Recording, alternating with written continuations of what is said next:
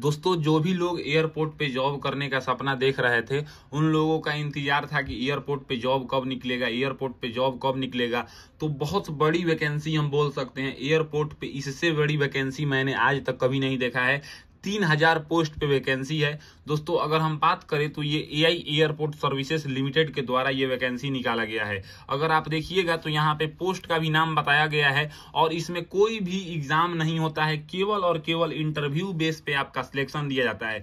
सबसे पहले आप देखिएगा तो टर्मिनल मैनेजर में 2 वैकेंसी है, उसके बाद डिप्टी टर्मिनल मैनेजर पैसेंजर में 9 वैकेंसी है, ड्यूटी मैनेजर पैसेंजर में 19 वैकेंसी है, ड्यूटी ऑफिसर पैसेंजर में 42 वैकेंसी है, जूनियर ऑफिसर कस्टमर सर्विस में यहाँ पे 45 वैकेंसी है, रैंप मैनेजर में 2 वैकेंसी है, ड्यूटी रैंप मैनेजर में 6 वैकेंसी है, ड्यूटी मैनेजर रैंप में 40 वैकेंसी है, जूनियर ऑफिसर टेक्निकल में 91 वैकेंसी है। उसके बाद यहाँ पे देखिएगा टर्मिनल मैनेजर कार्गो में 1 वैकेंसी है, डीवाई टर्मिनल मैनेजर कार्गो में 3 वैकेंसी है, ड्यूटी मैनेजर कार्गो में 11 वैकेंसी है, ड्यूटी ऑफिसर कार्गो में 19 वैकेंसी है, जूनियर ऑफिसर कार्गो में 56 वैकेंसी है, पारा मेडिकल कम कस्टमर सर्विस एग्जीक्यूटिव में 3 वैकेंसी है, रैंप सर्विस एग्जीक्यूटिव में जो है ना 406 पोस्ट पे वैकेंसी है, यूटिलिटी एजेंट कम रैंप ड्राइवर में 263 पोस्ट पे वैकेंसी है, हैंडीमैन केवल मेल के लिए है 2216 पोस्ट पे वैकेंसी है। यानी कि सबसे ज्यादा इतना इसी पोस्ट में वैकेंसी है 2200। इसमें जो है ना केवल और केवल 10th पास मांगा जाता है। यूटिलिटी एजेंट मेल में 22 पोस्ट पे वैकेंसी है।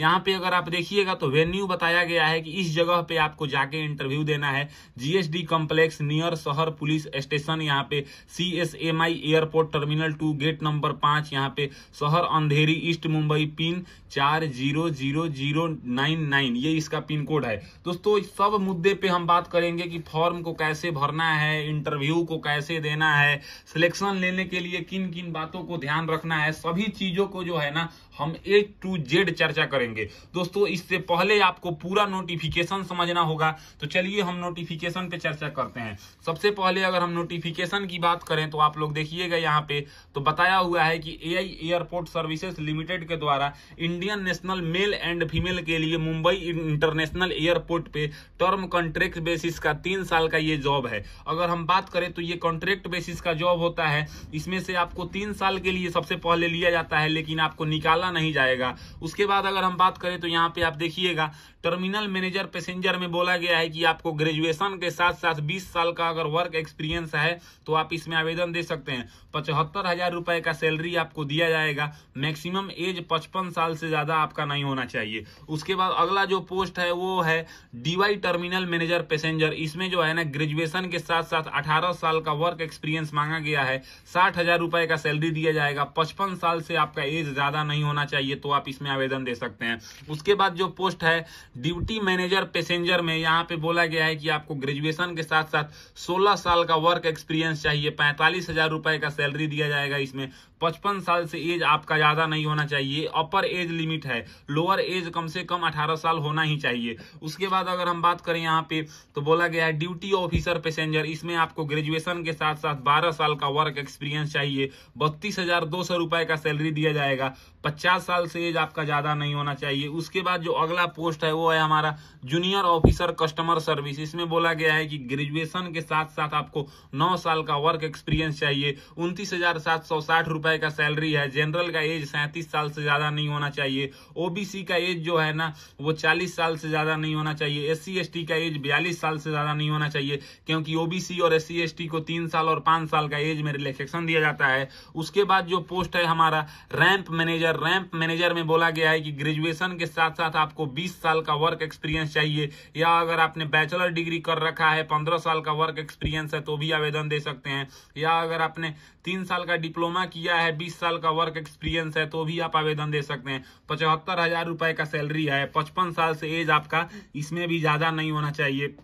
उसके बाद अगर हम बात करें तो बोला गया है डिप्टी रैंप मैनेजर। इसमें जो है ना ग्रेजुएशन के साथ साथ 18 साल का एक्सपीरियंस मांगा गया है, या अगर आपने बीटेक किया है 13 साल का एक्सपीरियंस है तो भी आवेदन दे सकते हैं।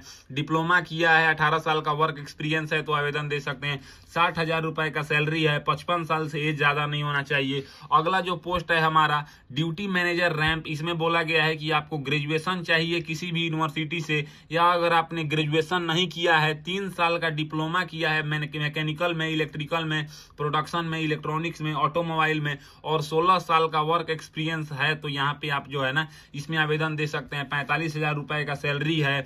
55 साल से एज ज्यादा नहीं होना चाहिए। उसके बाद है जूनियर ऑफिसर टेक्निकल। इसमें बोला गया है कि आपको जो है ना बैचलर डिग्री चाहिए यहाँ पे ऑटोमोबाइल में, मैकेनिकल में, इलेक्ट्रिकल एंड इलेक्ट्रॉनिक्स में, इलेक्ट्रॉनिक्स एंड कम्युनिकेशन में, और आपके पास जो है ना HMB लाइसेंस होना चाहिए तो आप इसमें आवेदन दे सकते हैं। 29,760 रुपए का इसमें सैलरी है।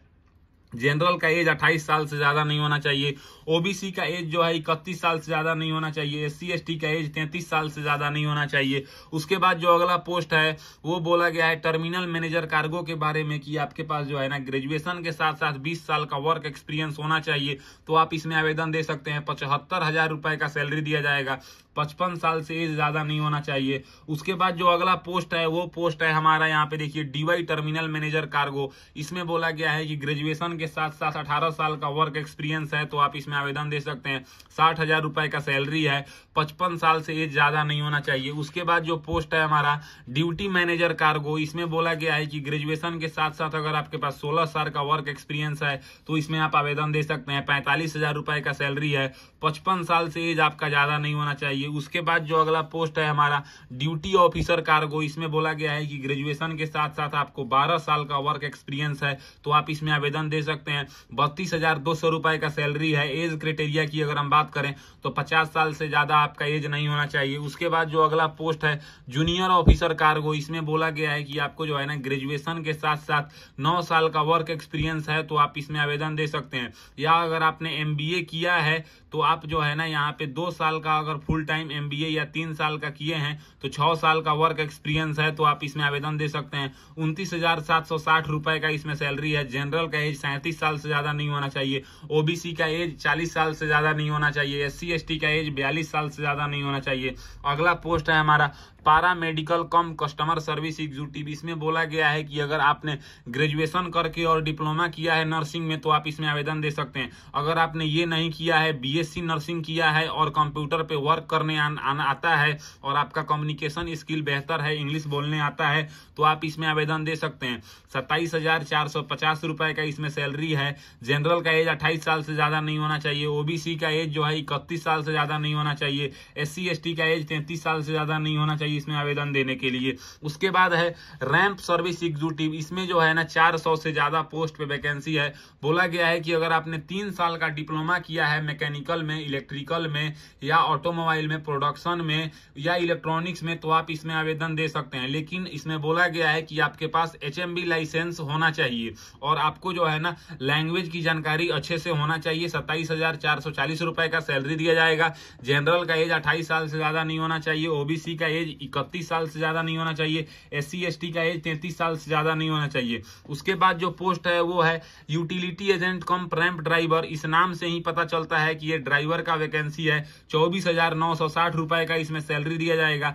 जनरल का एज 28 साल से ज्यादा नहीं होना चाहिए। OBC का एज 31 साल से ज्यादा नहीं होना चाहिए। SC ST का एज 33 साल से ज्यादा नहीं होना चाहिए तो आप इसमें आवेदन दे सकते हैं। इसमें बोला गया है केवल और केवल 10वीं पास आपसे मांगा गया है और HMB लाइसेंस आपके पास होना चाहिए और आप जो है ना ड्राइवरी का ट्रेड टेस्ट भी देंगे। अगला जो पोस्ट है हमारा हैंडीमैन मेल, ये सबसे ज्यादा इसमें वैकेंसी था। 2200 से ज्यादा पोस्ट पे इसमें वैकेंसी है। बोला गया है कि केवल और केवल अगर आपने 10वीं को पास किया है तो आप इसमें आवेदन दे सकते हैं। और इसमें बोला गया है कि आपको जो है ना इंग्लिश लैंग्वेज को पढ़ने आना चाहिए और हिंदी बोलने आना चाहिए तो आप इसमें आवेदन दे सकते हैं। 22,530 रुपए का सैलरी है। बोला गया है कि जनरल का एज 28 साल से ज्यादा नहीं होना चाहिए। SC ST का एज 32 साल से ज्यादा नहीं होना चाहिए और जो है ना उसके बाद OBC का एज 31 साल से ज्यादा नहीं होना चाहिए। यूटिलिटी एजेंट मेल, ये जो है ना इसमें बोला गया है कि आपको 10वीं पास होना चाहिए और आपको जो है ना हिंदी लैंग्वेज का जानकारी होना चाहिए। 22,530 रुपए का सैलरी है। जनरल का एज 28 साल से ज्यादा नहीं होना चाहिए। OBC का एज 31 साल से ज्यादा नहीं होना चाहिए। SC ST का एज 33 साल से ज्यादा नहीं होना चाहिए इसमें आवेदन देने के लिए। अब हम बात करें तो यहाँ पे बोला गया है कि इसमें जो है ना पर्सनल इंटरव्यू लिया जाएगा और हैंडीमैन और यूटिलिटी एजेंट में इंटरव्यू के साथ साथ फिजिकल भी आपका चेक किया जाएगा। अगर हम फिजिकली की बात करें तो जैसे थोड़ा बहुत आपसे रनिंग करा के देखा जाता है कि आपका रनिंग जो है ना वो मजबूत है कि नहीं। रनिंग मजबूत नहीं चेक किया जाता है, आपका फिजिकली देखा जाता है कि आप फिजिकली फिट है कि नहीं, दौड़ सकते हैं कि नहीं, सामान को उठा सकते हैं कि नहीं, ये सब चेक किया जाता है। अब यहाँ पे बात करें, बताया गया है हाउ टू अप्लाई के बारे में। अगर हम हाउ टू अप्लाई के बारे में बात करें तो बोला गया है कि वाल्किन यानी कि 1 जुलाई 2024 के बाद जो है ना वाल्किन इंटरव्यू आपका होगा। अब देखिए इसके लिए आपको जो है ना 500 रुपए का डिमांड ड्राफ्ट लगेगा, जो कि आपको AI airport services limited Mumbai के फेवर में बनवाना है। अगर आप SC ST कैटेगरी से बिलोंग करते हैं, एक सर्विसमैन से बिलोंग करते हैं, तो आपको जो है ना कोई भी एप्लीकेशन फी नहीं देना है। ये केवल और केवल जनरल, OBC और जो है ना EWS कैटेगरी वाले को देना है। यहाँ पे लिस्ट ऑफ डॉक्यूमेंट्स भी आपको लगाना है, जो भी क्वालिफिकेशन के लिए आप आवेदन दे रहे हैं उन सब का आपको लगाना है। अब बात करें कि फॉर्म को कैसे भरना है, किस तरह से, देखिए सबसे पहले इसका नोटिफिकेशन आपके पास होना जरूरी है। तो नोटिफिकेशन लेने के लिए आप मेरे व्हाट्सएप ग्रुप या टेलीग्राम ग्रुप में आप ज्वाइन हो जाएंगे तो आपको इसका फुल नोटिफिकेशन मिल जाएगा। उस नोटिफिकेशन में आपको जो है ना 35 पेज का नोटिफिकेशन है, आपको 24 नंबर पेज से लेके 29 नंबर पेज प्रिंट कराना है। ये इसलिए प्रिंट कराना है ताकि आपको जो है ना ये फॉर्म है, इस फॉर्म को भर के आपको लेके जाना होता है। अब देखिए अगर हम बात करें तो सबसे पहले आपको ये डिसाइड करना होगा कि आप किस पोजीशन के लिए अप्लाई देंगे। तो यहाँ पे आप देखिए 19 प्रकार का अलग अलग पोजीशन है। आपके पास जिस पोजीशन के रिगार्डिंग क्वालिफिकेशन है, एक पोजीशन को चूज करना होगा वैकेंसी को नजर में रखते हुए। यहाँ पे ओवरऑल वैकेंसी लिखा हुआ है। अगर हम रिजर्वेशन की बात करें तो जैसे सेंट्रल गवर्नमेंट रिजर्वेशन को फॉलो करती है उसी मुताबिक ये भी रिजर्वेशन को फॉलो करती है, यानी कि OBC को 27%, SC को 15%, ST को 7.5%, EWS को 10%, 40.5% जो सीट बचते हैं वो जनरल कैटेगरी को दिया जाता है। लेकिन अगर आप रिजर्वेशन को तभी मतलब क्लेम कर सकते हैं जब आपके पास रिजर्वेशन का केंद्र लेवल का सर्टिफिकेट होगा। बात करते हैं 24 नंबर पेज से लेके 29 नंबर पेज को प्रिंट कराने के बाद इसको आपको फिल करना होगा। अगर हम फिल करने की बात करें तो सबसे पहले यहाँ पे लिखा हुआ है फॉर ऑफिस यूज ओनली, यानी कि ये आपको फिल नहीं करना है।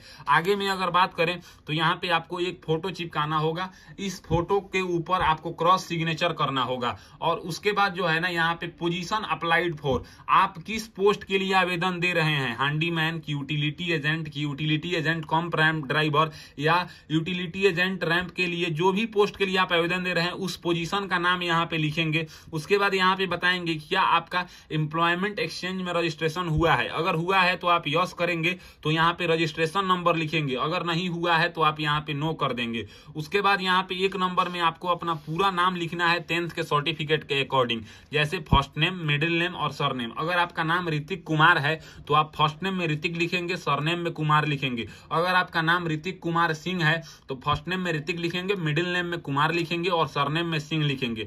2 नंबर में पिताजी का नाम लिखना है, 3 नंबर में आपको अपना डेट ऑफ बर्थ लिखना है, 4 नंबर में आपको उस राज्य का नाम बताना है जिस राज्य में आपका जन्म हुआ है। उसके बाद यहाँ पे दूसरे पेज की बात करें तो इसमें जो है ना आपको यहाँ पे सबसे पहले एड्रेस ऑफ कॉरेस्पॉन्डेंस, आपको अपना पूरा एड्रेस फिल करना होगा जिस तरह से आपके आधार कार्ड में एड्रेस है। एड्रेस फिल करने के बाद यहाँ पे आपको पिन कोड फिल करना होगा, अपने राज्य का नाम फिल करना होगा और यहाँ पे बी में आपको मोबाइल नंबर फिल करना होगा, सी में आपको ईमेल आईडी फिल करना होगा।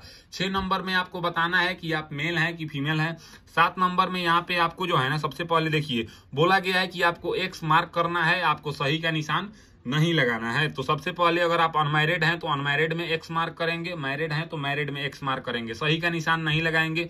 8 नंबर में नेशनलिटी बताना है, 9 नंबर में रिलीजन बताना है, 10 नंबर में आपको अपनी मातृभाषा बताना है, 11 नंबर में आपको जो है ना पैन कार्ड का नंबर बताना है, 12 नंबर में आधार कार्ड का नंबर बताना है, 13 नंबर में यहाँ पे बोला गया है कि जिस कैटेगरी से आप बिलोंग करते हैं उस कैटेगरी के बॉक्स के नीचे जो है ना यहाँ पे बॉक्स में आपको एक्स मार्क करना है, सही का निशान नहीं लगाना है। अगर आप कोई रिजर्वेशन वाला कैटेगरी यानी कि SC ST OBC EWS को यहाँ पे एक्स मार्क करते हैं तो इसका मतलब है कि आपको रिजर्वेशन चाहिए, तो आपको रिजर्वेशन का सर्टिफिकेट देना होगा जो कि सेंट्रल लेवल का बना हो, नहीं तो आप जनरल में आवेदन देंगे। तो जनरल में आवेदन देने के लिए आपको एज क्राइटेरिया भी ध्यान देना होगा। अगर आपका एज एक्सपायर हो चुका है और अगर आप रिजर्वेशन लेके एज में आवेदन दे रहे हैं तो आपके पास सर्टिफिकेट होना चाहिए, अगर नहीं है तो आप अभी से बनवाएंगे तो 14 दिन में बन जाएगा। उसके बाद यहाँ पे आपसे पूछा जाएगा कि क्या आप एक सर्विसमैन हैं, अगर हैं तो यस करेंगे, देंगे, नहीं तो सिंपली आप इसको नो कर देंगे। उसके बाद तीसरे नंबर पेज पे आना है। तीसरे नंबर पेज पे यहाँ पे सी में बोला जाएगा कि क्या आप पुलिस सर्विस में हैं,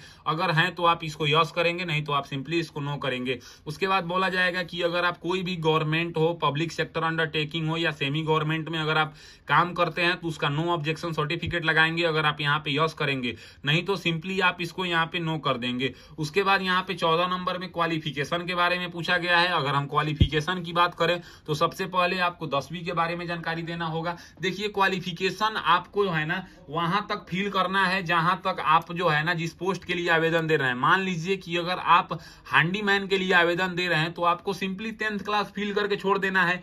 अगर आप किसी ऐसे पोस्ट में आवेदन दे रहे हैं जहां पे क्वालिफिकेशन जो है ना वो आपसे इस टाइप का मांगा जा रहा है कि आपको ग्रेजुएशन चाहिए या MBA चाहिए, तो आपको उस टाइप का जो है ना क्वालिफिकेशन के बारे में जानकारी देना होगा। अगर हम आगे बात करें तो यहाँ पे आप 10th के बाद 12th के बारे में फिल कर सकते हैं, जैसे कि किस डेट मंथ में आपने पास किया है। ड्यूरेशन यहाँ पे बता सकते हैं, तो सबको पता होगा 10th का ड्यूरेशन 1 ईयर का होता है, 12th का ड्यूरेशन 2 साल का होता है। परसेंटेज बताएंगे यहाँ पे। अगर उसके बाद आपने डिप्लोमा किया है तो बोर्ड या यूनिवर्सिटी का नाम बताएंगे, date month and year of passing बताएंगे। ड्यूरेशन डिप्लोमा 1 साल का भी होता है, 2 साल का भी होता है, 3 साल का। आपने जो डिप्लोमा किया है उसका यहाँ पे ईयर बताएंगे, यानी कि ड्यूरेशन बताएंगे, परसेंटेज बताएंगे। ITI किए हैं तो ITI, जरूरी नहीं है सभी क्वालिफिकेशन को फिल करना, लेकिन जो क्वालिफिकेशन आपके पास है उन सब के बारे में आपको बताना है, क्योंकि उन सब का वेरिफिकेशन होगा और ज्यादा क्वालिफिकेशन आपके पास रहेगा तो जॉब लेने में आसानी होगा। उसके बाद यहाँ पे बात करें लैंग्वेज के बारे में, 15 नंबर में बोला गया है कि जिस लैंग्वेज को आप रीड करना, स्पीक करना, राइट करना जानते हैं उसके ठीक बॉक्स में जो है ना आपको X मार्क करना है। जैसे इंग्लिश लैंग्वेज को हम रीड करना जानते हैं तो X मार्क कर दिए हैं, स्पीक करना नहीं जानते हैं तो हमने रीड मार्क नहीं किया है, राइट करना जानते हैं हम X मार्क कर दिए हैं। हिंदी लैंग्वेज को यहाँ पे आप देखिए हमने रीड करना जानते हैं, हम स्पीक करना भी जानते हैं तो हम क्या करेंगे कि स्पीक में भी यहाँ पे X मार्क कर देंगे।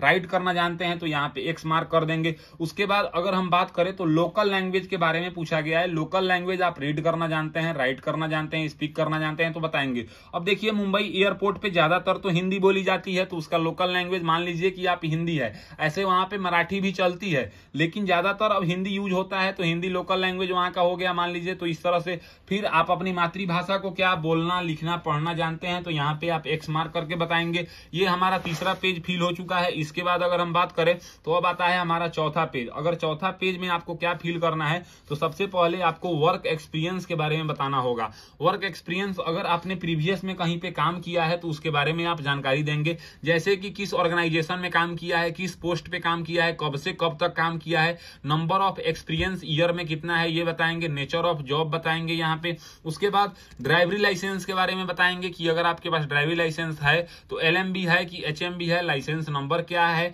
डेट ऑफ इशू क्या है, कब तक वैलिड है, इस तरह से आप लाइसेंस बताएंगे। अगर आपके पास लाइसेंस नहीं है तो आप इसको खाली छोड़ देंगे। उसके बाद जैसा कि मैं आपको बताया था कि जनरल, OBC, EWS कैटेगरी वाले को 500 रुपए का डिमांड ड्राफ्ट बनवाना है, जिस डिमांड ड्राफ्ट को हम एप्लीकेशन पे के रूप में वहां तक लेके जाएंगे।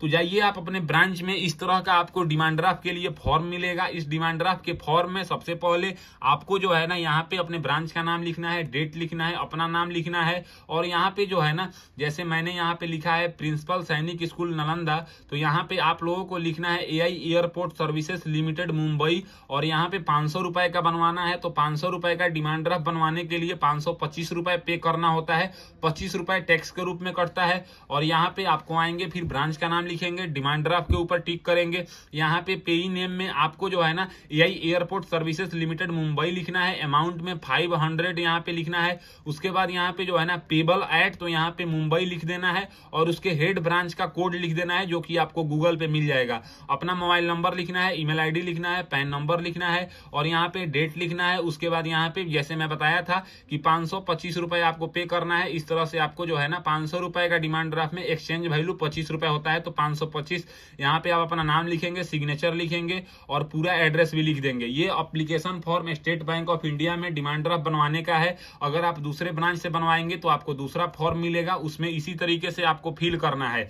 ये फिल करके आप डिमांड ड्राफ्ट बनवा लेंगे। डिमांड ड्राफ्ट आपको चेक की तरह मिलता है जो कि आपको इंटरव्यू में लेके जाना होगा। यहाँ पे डिमांड ड्राफ्ट नंबर जो जिस बैंक से बनवाए हैं वो फिल करेंगे, डेट ऑफ इशू बताएंगे, डिमांड ड्राफ्ट नंबर बताएंगे, अमाउंट यहाँ पे 500 है।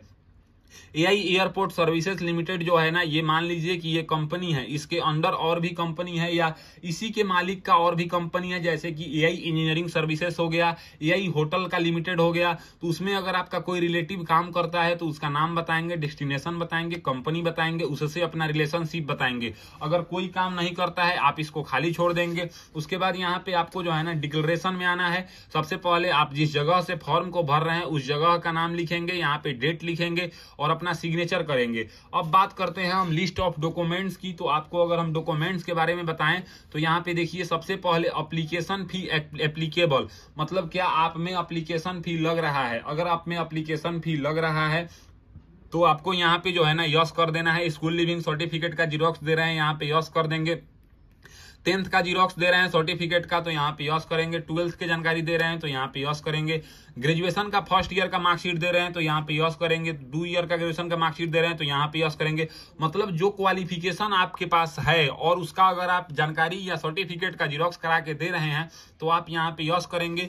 एक बात ध्यान रहे, डोमिसाइल सर्टिफिकेट सब किसी को देना है, पैन कार्ड आधार कार्ड सबको देना है। ईडब्ल्यूएस सर्टिफिकेट उसी को देना है जो ईडब्ल्यूएस कैटेगरी से आता है। जो SC ST OBC से आता है उसको ये सर्टिफिकेट देना है। जो एक सर्विसमैन है वो ये देगा। एक्सपीरियंस वाले एक्सपीरियंस देंगे। पासपोर्ट है तो उसका देंगे। ड्राइविंग लाइसेंस है तो उसका देंगे।